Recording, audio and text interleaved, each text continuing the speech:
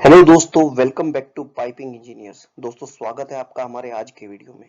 दोस्तों, आज हम दोबारा से आपका अपना जो पाइपिंग डिजाइन इंजीनियरिंग कोर्स है उसका वापस लेके आए हैं। आज हम दूसरी स्लाइड पे बात करेंगे, दूसरे टॉपिक पे बात करेंगे। दोस्तों, आज हम बात करने वाले हैं बेसिक्स ऑफ पाइपिंग कंपोनेंट्स के बारे में। अगर दोस्तों आपने पुरानी वीडियो पार्ट 1 नहीं देखा है तो प्लीज आप जरूर देखिएगा जाके। प्लेलिस्ट में वो पड़ी है, आई सेक्शन में भी मैं डाल दूंगा। और दोस्तों, इस वीडियो के में बहुत ही डिटेल में हम पाइपिंग कंपोनेंट्स के बारे में बात करने वाले हैं। सिर्फ नाम ही नहीं बताएंगे, कैसे यूज होते हैं, कौन से स्टैंडर्ड्स फॉलो किए जाते हैं, बहुत सारी चीजों के बारे में बात करने वाले हैं। सो जुड़े रहिए इस वीडियो से और इस वीडियो को लास्ट तक जरूर देखिएगा, अपने दोस्तों के साथ शेयर करिएगा। सो बढ़ते हैं इस वीडियो की तरफ दोस्तों। दोस्तों, एक रिफाइनरी के अंदर अगर आपने कभी देखा होगा तो आपको बहुत बड़ा पाइपिंग नेटवर्क दिखेगा। मोटे पाइप, पतले पाइप, एल्बोस, टीज, बड़े फ्लेंज, पता नहीं क्या क्या लगा होता है दोस्तों। लेकिन कभी सोचा है कि क्या स्पेसिफिक रीजन है कि कंपोनेंट्स कैसे सेलेक्ट करते हैं, कैसे कंपोनेंट्स यूज करते हैं? गलत साइज का अगर पाइप लगा दिया तो क्या होगा, गलत साइज का वॉल लगा दिया तो क्या होगा? दोस्तों, इस मॉड्यूल में हम डिटेल में सीखेंगे वो बेसिक कंपोनेंट्स जो हर पाइपिंग सिस्टम का हार्ट होते हैं, कैसे उनको सिलेक्ट करते हैं, अगर गलत साइज का यूज कर दिया तो क्या प्रॉब्लम हो सकती है।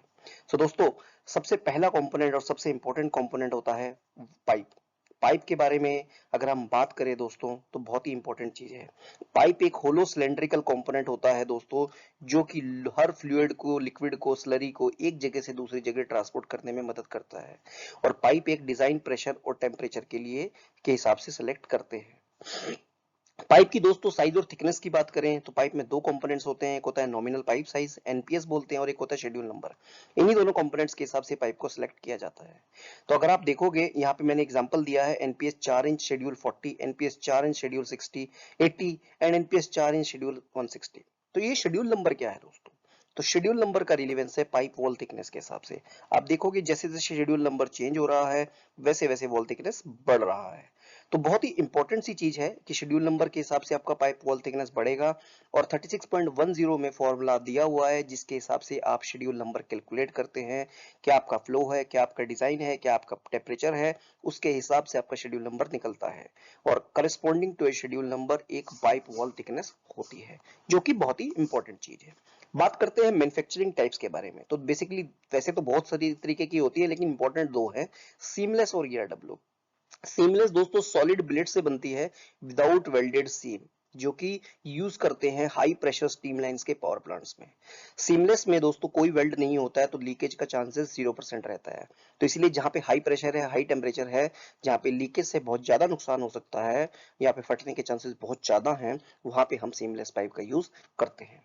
अगला है ईआरडब्ल्यू। ईआरडब्ल्यू दोस्तों नॉर्मल मैन्युफैक्चरिंग प्रोसेस, जैसे रोलिंग करके वेल्डेड स्टील प्लेट्स पे वेल्डिंग कर देते हैं स्टील प्लेट्स पे। तो जितने भी बाकी यूटिलिटी सर्विसेज है वो ईआरडब्ल्यू पाइप से कवर हो जाते हैं, जहां पे प्रेशर और टेम्परेचर का इतना दिक्कत नहीं होता। ठीक है दोस्तों, मटेरियल्स की बात कर लेते हैं। कार्बन स्टील मैक्सिमम 80-90% में पाइपलाइंस कार्बन स्टील मटेरियल की बनी होती हैं। ठीक है, इकोनॉमिकल होती हैं और सबसे ज्यादा रेडिली अवेलेबल भी है।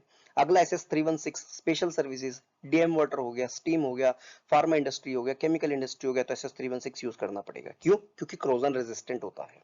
अगला है पीवीसी दोस्तों, लाइट वेट होता है, बिल्डिंग वाटर सप्लाई सिस्टम्स में पीवीसी यूज करते हैं। एचडीपी दोस्तों flexible buried natural gas pipelines के लिए यूज किया जाता है। तो यह है पाइपिंग के बारे में। अगली स्लाइड में बढ़ते हैं। दोस्तों, फिटिंग्स फिटिंग्स इतना आसान बता दूंगा ना कि कभी भूलोगे ही नहीं। फिटिंग्स के 4 काम है। क्या होता है? डायरेक्शन चेंज करना, ब्रांच बनाना, पाइप साइज एडजस्ट करना, या फिर एंड को क्लोज करना। यही मेन काम होते हैं फिटिंग्स के। कोई इंटरव्यूअर पूछे ये चारों चीजें बता देना, खुश हो जाएगा। ठीक है, बात करते हैं क्या होता है एल्बो। 90 डिग्री और 45 डिग्री, अगर आपको किसी पाइपिंग की डायरेक्शन चेंज करनी है तो आप एल्बो यूज करोगे। ठीक है, 90 डिग्री का लगाओगे या 45 डिग्री का लगाओगे अपने लेआउट के हिसाब से। ठीक है, एल्बो में भी दो तरीके के होते हैं आगे, शॉर्ट रेडियस, लॉन्ग रेडियस। अगर आपने लॉन्ग रेडियस एल्बो यूज किया तो आपका फ्रिक्शन लॉस कम होगा, प्रेशर ड्रॉप कम होगा। शॉर्ट रेडियस में प्रेशर ड्रॉप थोड़ा ज्यादा होता है। लॉन्ग रेडियस जैसे 1.5D, 2D, 3D, 5D, इस तरीके से लॉन्ग रेडियस एल्बो होते हैं। और शॉर्ट रेडियस हो गया 1D। ठीक है, तो यह मतलब रेडियस का मतलब हो गया घुमाव। जितना कम घुमाव होगा उतना ज्यादा प्रेशर ड्रॉप होगा, जितना ज्यादा घुमाव होगा उतना कम प्रेशर ड्रॉप होगा। बहुत आसान सी चीज है। अगला है दोस्तों टी, इक्वल और रिड्यूसिंग। इक्वल टी का क्या मतलब है? अगर आपको पहले तो कहीं से ब्रांच निकालनी है तो आप टी यूज करोगे। ठीक है। अगर तीनों सक्शन और डिस्चार्ज जो टी के इक्वल है तो वह इक्वल बनेगा। अगर सक्शन और डिस्चार्ज इक्वल नहीं है तो वह रिड्यूसिंग टी है। बहुत ही आसान, बेसिक भाषा में, इससे आसान नहीं समझा सकता कोई। ठीक है। Next is reducer. रिड्यूसर में भी दोस्तों दो होते हैं, कंसेंट्रिक और एसेंट्रिक रिड्यूसर। ठीक है। अब मैक्सिमम जगहों पे कंसेंट्रिक रिड्यूसर ही यूज किया जाता है, ठीक है, लेकिन कहीं पे एसेंट्रिक भी करते हैं। पंप सक्शन लाइन एक वन ऑफ द एग्जांपल है जहां पे एसेंट्रिक रिड्यूसर यूज करते हैं। लेकिन क्यों यूज करते हैं ये आप मेरे को कमेंट सेक्शन में बताना। और इन सब के ऊपर हमारे चैनल पे वीडियोस पड़ी हैं, सो प्लीज आई सेक्शन में जरूर डाल दूंगा। ठीक है। वीडियोस जरूर जाके देखिएगा बेहतर चीजों को सीखने के लिए। और रिड्यूसर का क्या काम होता है? पाइप डायमीटर को चेंज करना। अगला है दोस्तों कैप और plug. To close the ends close करने के लिए हम कैप या प्लग का यूज करते हैं। मेंटेनेंस के टाइम में हीट एक्सचेंजर अगर देखा है, उसको उसका इनलेट दोस्तों कैप करना होता है। बहुत ही आसान सी चीज है। अगली स्लाइड में बढ़ते हैं। जी हाँ, फ्लेंजिस। फ्लेंजिस बहुत ही इंपॉर्टेंट चीज है। क्यों? हर जगह वेल्ड नहीं कर सकते मेरे दोस्त। हर जगह वेल्ड करोगे, कल को मेंटेनेंस करनी हुई, कोई कंपोनेंट खराब हो गया तो क्या पाइप काटोगे? नहीं काट सकते, इसलिए फ्लेंजिस का यूज किया जाता है। जितने आपके वॉल्व हो गए, जितने आपके मैकेनिकल कंपोनेंट्स हो गए, मैक्सिमम फ्लेंज्ड होते हैं। तो दोस्तों फ्लेंजिस क्या करते हैं? फ्लेंजिस आपका बेसिकली दो पाइप्स को, कंपोनेंट्स को जोड़ने में मदद करते हैं मैकेनिकली। फ्लेंजिस की सिलेक्शन कैसे होती है? जैसे पाइप में शेड्यूल नंबर था ना और वॉल थिकनेस था, उसी तरीके से फ्लेंजिस की सिलेक्शन होती है क्लास के हिसाब से। Class 150, class 300, class 600 as per एसमी एसमी B 16.5। इसमें यह टेबल आपको मिल जाएगा। अब बात करते हैं दोस्तों क्लास का क्या रेलिवेंस है। आप देख रहे हो क्लास 150 19 बार एट 38 डिग्री सेल्सियस, क्लास 300 50 बार एट 38 डिग्री सेल्सियस और क्लास 600 99 बार एट 38 डिग्री सेल्सियस। तो सेम टेम्परेचर है, लेकिन जैसे ही क्लास चेंज हो रहा है तो प्रेशर रेटिंग चेंज हो जा रही है। मतलब यह फ्लैंज जो है वैसे वैसे उतना ही प्रेशर उसका सहने की क्षमता बढ़ती जा रही है। बहुत ही इंपॉर्टेंट चीज है। बट ऐसा नहीं है कि अपने मर्जी से क्लास बढ़ाते चले जाएंगे, नहीं, क्या डिजाइन प्रेशर है, टेम्परेचर, उसी के हिसाब से क्लास आप सेलेक्ट करते हो। ठीक है, बहुत आसान है, आई गेस समझ में आ गया होगा। आगे टाइप्स क्या होते हैं? वेल्ड टाइप्स होते हैं weld neck. Weld neck is high pressure. आप वेल्ड नेक फ्लैंज इस एग्जांपल में देखो, इसके पीछे आप इसका ये देख रहे हो, नेक बनी हुई है। तो इसमें क्या होता है दोस्तों, आप इस पाइप को, इस फ्लैंज, इस नेक को आप पाइप से बट वेल्ड कर देते हो। तो जैसे ही आपने बट वेल्ड किया, आपके जो लीकेज के चांसेस हैं वो कम हो गए। तो high pressure high temperature lines में हमेशा वेल्ड नेक फ्लैंज को यूज किया जाता है। आगे है स्लिप ऑन फ्लैंज दोस्तों, जहां पे लो प्रेशर। स्लिप ऑन मतलब ये पाइप के ऊपर स्लिप कर जाता है। अगर आप यहाँ पे देखो, इसका जो डायमीटर है पाइप से थोड़ा बड़ा रहता है और ये पाइप के ऊपर स्लिप कर जाता है और इसके चारों तरफ फिर वेल्डिंग करते हैं। जहां पे नॉर्मल यूटिलिटी लाइंस होती हैं, जहां पे प्रेशर टेम्परेचर कम होता है, वहां pay slip on flanges use हो जाते हैं। अगला है ब्लाइंड। कोई पाइप को बंद करना है, उसका एंड क्लोज करना है, तो हम ब्लाइंड फ्लैंज यूज करते हैं। लैप जॉइंट होता है दोस्तों, लाइंड पाइप्स इन करोसिव केमिकल प्लांट, वहां पे हम लोग लैप जॉइंट यूज करते हैं।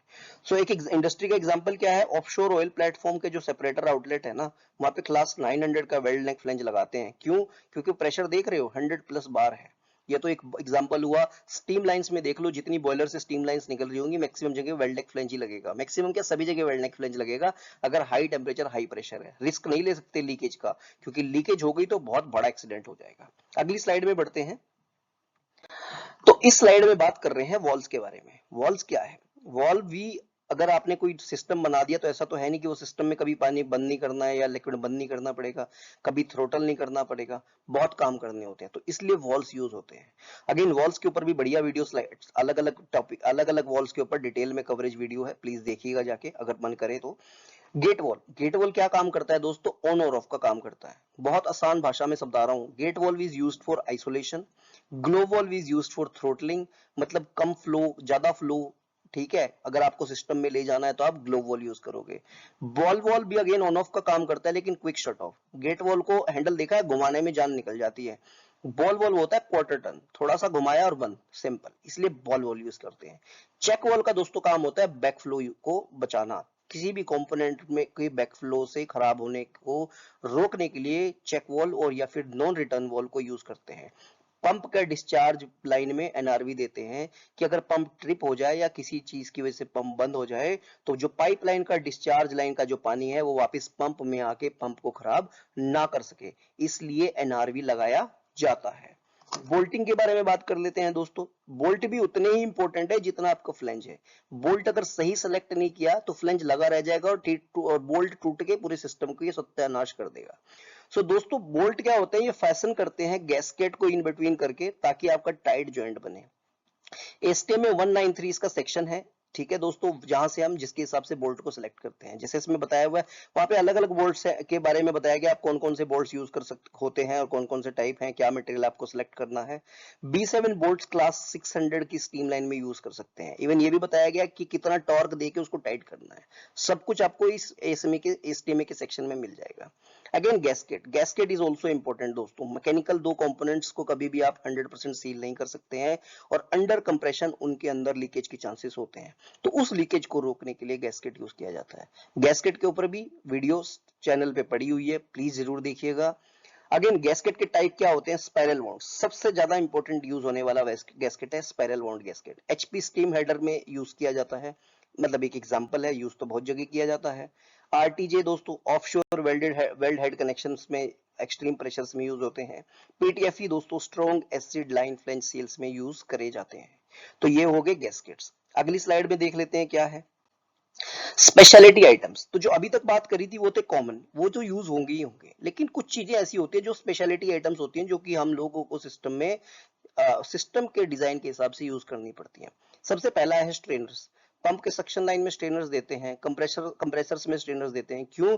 अगर डेब्रीज या कंपोनेंट्स को डेब्रीज जो है धूल मिट्टी कंकड़ इक्विपमेंट में चले गए तो खराब हो जाएगा, तो उसके लिए स्ट्रेनर्स यूज करते हैं। स्ट्रेनर्स एक छलनी की तरह काम करते हैं। स्ट्रेनर्स के ऊपर भी वीडियो है, वो भी देख सकते हो जाके। एक्सपेंशन जॉइंट दोस्तों, अगर आपकी जो पाइपिंग नेटवर्क है अगर वो एक्सपेंशन या कंप्रेशन हो रही है, तो वो एक्सपेंशन या कंप्रेशन अगर आपने एक्सपेंशन जॉइंट्स की मदद से एब्जॉर्ब नहीं कराई तो आपका पूरा का पूरा सिस्टम गिर सकता है। तो एक्सपेंशन जॉइंट बहुत ही इंपॉर्टेंट चीज होती है। नेक्स्ट होता है स्टीम ट्रैप्स। अगेन स्टीम के बड़े बड़े नेटवर्क होते हैं, तो कुछ स्टीम तो आपकी बन जाएगी ना, पानी कंडेंसर बन जाएगा, तो उसको रिमूव करना है। अगर नहीं रिमूव करोगे तो आपका इक्विपमेंट खराब हो जाएगा, तो उसके रिमूव करने के लिए स्टीम ट्रैप्स यूज करते हैं। ठीक है। अगला है स्पेक्टिकल ब्लाइंड, पॉजिटिव आइसोलेशन में काम करता है स्पेक्टिकल ब्लाइंड। ठीक है ना। तो पॉजिटिव आइसोलेशन में स्पेक्टिकल ब्लाइंड मेंटेनेंस में बहुत ही बड़ा कंपोनेंट है। तो ये तो हो गया आज के सारे कंपोनेंट्स। अब मटेरियल्स की बात कर लेते हैं कि क्यों कार्बन स्टील, पहले भी बता चुका हूं, सबसे चीप मटेरियल होता है। नीड्स कोटिंग और मैक्सिमम जगह पे कार्बन स्टील ही यूज किया जाता है। SS316 कॉस्टली है बट करोजन रेजिस्टेंट है। जहां पे कोई ऑप्शन नहीं है वहां पे आपको करोजन SS316 ही जाना पड़ेगा। फूड फार्मा हो गया, डीएम वाटर हो गया, या फिर आपका जो केमिकल प्लांट्स हो गए, SS316 यूज करते हैं। Alloy steel P91 P22 high जो स्टीम लाइंस हैं वहां पे आपको ये मटेरियल में जाना पड़ेगा। नॉर्मल मटेरियल वहां पे सफिशिएंट है ही नहीं उतने टेम्परेचर प्रेशर को लेने के लिए। अब दोस्तों क्या मटेरियल नॉन मेटेलिक में बात कर लेते हैं। पीवीसी हो गया वाटर लाइंस में, एचडीपी की गैस इरिगेशन में होता है, पीपी एसिड एल्कली और ट्रांसफर लाइंस में यूज करते हैं। की टेकअवेज क्या है दोस्तों, करेक्ट मटेरियल और कंपोनेंट अगर आप सेलेक्ट करोगे तभी आपके प्लांट की लंबी लाइफ होगी। हमेशा स्टैंडर्ड्स फॉलो करिए, कभी भी अपना दिमाग मत लगाओ, हमेशा जो स्टैंडर्ड बोलता है वही फॉलो करो। Design must always balance safety cost and maintainability. Over design करके ये ना बोलो कि बहुत बढ़िया डिजाइन कर दिया है। ओवर डिजाइन में दुनिया भर के पैसे लग रहे हैं और आपका और आपकी कंपनी का नुकसान हो रहा है। तो यह थी आज की वीडियो स्पेशल पार्ट और कंपोनेंट्स के बारे में। अगले मॉड्यूल में क्या कवर करेंगे, कोड स्टैंडर्ड स्पेसिफिकेशंस के बारे में, एसमी एनएसआई एपीआई आईएसओ का फ्लेवर देंगे, प्रेशर रेटिंग्स के बारे में बात करेंगे, आज भी ब्रीफ में बात करी है, और इंपॉर्टेंस है पाइपिंग मटेरियल स्पेसिफिकेशन का, बाइबल जो आप बनाते हैं किसी भी प्रोजेक्ट के लिए वो क्या होता है। सो दोस्तों आशा करता हूँ ये वीडियो आपने यहाँ तक देखी होगी तो जरूर कुछ सीखा होगा। सो प्लीज अपने दोस्तों के साथ शेयर करिएगा और चैनल को लाइक और सब्सक्राइब जरूर करिएगा। सो दोस्तों धन्यवाद आज की वीडियो देखने के लिए।